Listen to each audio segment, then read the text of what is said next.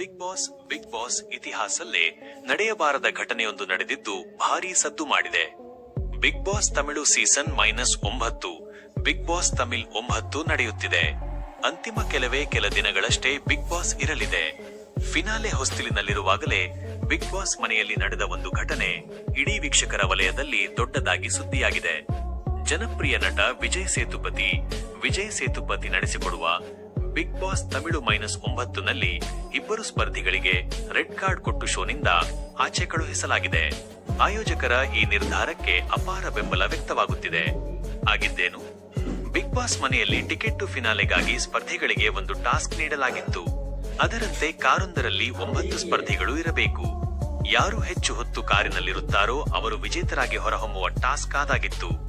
ಈ ಟಾಸ್ಕ್ ನಲ್ಲಿ ಕಮರುದ್ದೀನ್ ಮತ್ತು ವಿಜೆ ಪಾರ್ವತಿ ಕೂಡ ಇದ್ದರು. Kamaruddin VJ Parvathi Bigg Boss ಮನೆಯಲ್ಲಿ ತನ್ನದೇ ಲೋಕದಲ್ಲಿರುವ ಸ್ಪರ್ಧಿಗಳು. ಇಬ್ಬರ ನಡುವಿನ ಆತ್ಮೀಯತೆ ಸ್ನೇಹಕ್ಕಿಂತ ಮಿಗಿಲಾಗಿದೆ ಎನ್ನುವ ಮಾತುಗಳು ಕೇಳಿಬರುತ್ತಿದೆ. ಒಬ್ಬರಿಗೆ ಒಬ್ಬರು ಎಂದು ಬಿಟ್ಟುಕೊಡದ ಈ ಇಬ್ಬರು ಸಹ ಸ್ಪರ್ಧಿಯೊಬ್ಬರಿಗೆ ಮಾಡಿರುವ ಹಾನಿ ದೊಡ್ಡ ಚರ್ಚೆಗೆ ಕಾರಣವಾಗಿದೆ. ಕಾರಿನಲ್ಲಿ ಸ್ಯಾಂಡ್ರಾ ಕೂಡ ಇದ್ದರು. ಸ್ಯಾಂಡ್ರಾ ಮಾತಿನ ಭರದಲ್ಲಿ ಕಮರುದ್ದೀನ್ ವಿಜೆ ಪಾರ್ವತಿ ಬಗ್ಗೆ ಆಡಿದ ಮಾತು ಇಬ್ಬರಿಗೂ ಟ್ರಿಗರ್ ಮಾಡಿದೆ. ಇದರಿಂದ ಸ್ಯಾಂಡ್ರಾಳನ್ನು ಕಾಲಿನಿಂದ ತಳ್ಳಿ ಬಲವಂತವಾಗಿ ಹೊರಗೆ ದೂಡಿದ್ದಾರೆ.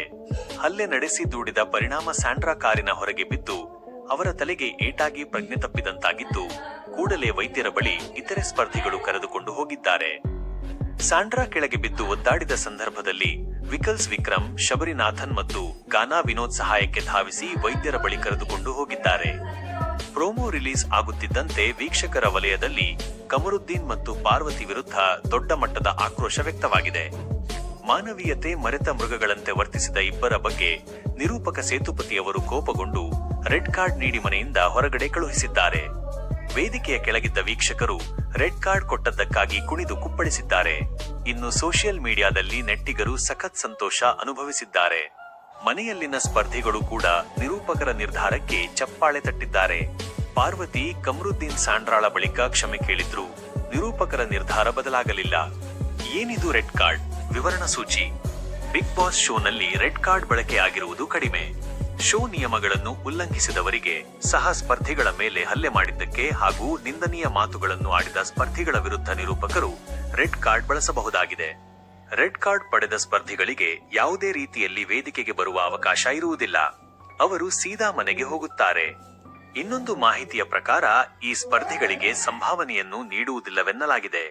ಆದರೆ ಇದು ಅಧಿಕೃತವಾಗಿ ತಿಳಿದು ಬಂದಿಲ್ಲ.